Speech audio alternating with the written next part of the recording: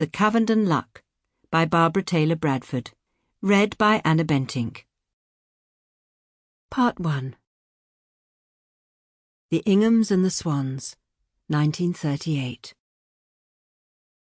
Predictions.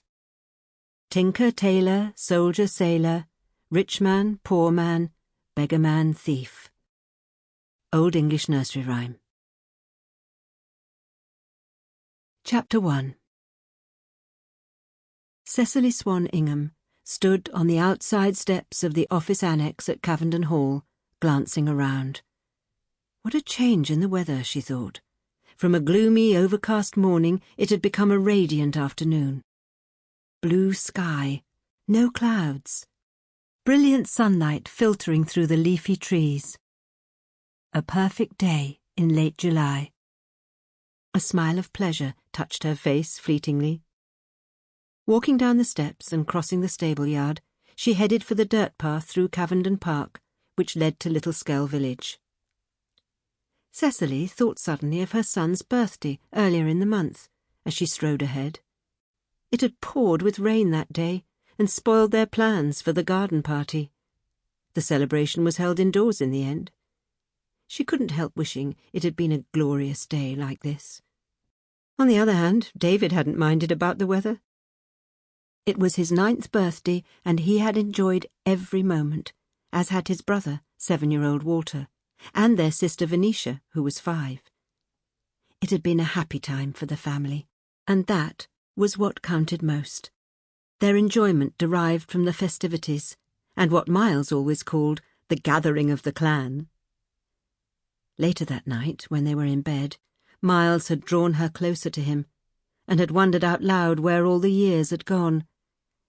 She had said she didn't know, and had reminded him that time always flew when they were together.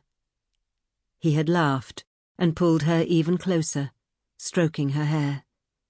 After a moment, she had added that they had been busy raising 3 children, going about their own business and keeping Cavendon safe.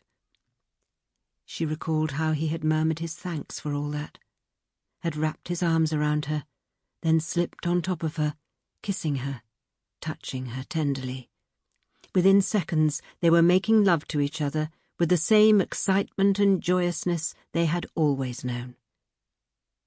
Suddenly, remembering that night so clearly, she couldn't help wondering if he had made her pregnant on their son's 9th birthday. They had both been so eager for each other and intense. It had been a passionate night. The idea of pregnancy lingered. She was 37. If she was pregnant, then so be it. I must think of another child as a gift, because soon my childbearing years will be over. But having a child with war coming... This thought troubled her. She pushed it away and hurried on towards the village. And her mind turned to the huge amount of work she and Miles had done to make Cavendon Hall and the family safe.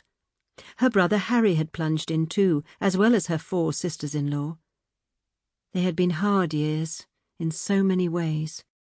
Each of them had made all sorts of sacrifices, and had frequently used their own money to keep everything afloat. But they had done it. The Inghams and the Swanns pulling together had accomplished miracles. Cavendon was now set on the right course, and it was safe. Yet even now, today, there was that awful little knot in her stomach. Earlier, Cecily had put this down to her worry about Harry, plus her concern for Greta, her personal assistant. But she knew instinctively that neither was the real reason for her anxiety. It was something entirely different, and it troubled her constantly, nagged at her, gave her sleepless nights. Germany's menacing Third Reich was casting a giant shadow across Britain, as it had done for the longest time over Central Europe, and that was causing her tension. The Reich was sinister and dangerous, and the threat of war hovered. Cavendon would be at risk if there was an invasion. The whole country would be at risk, and Europe too, the whole world actually. She understood that only too well. When Cecily came to the walled rose garden, she paused, then pushed open. Sample complete.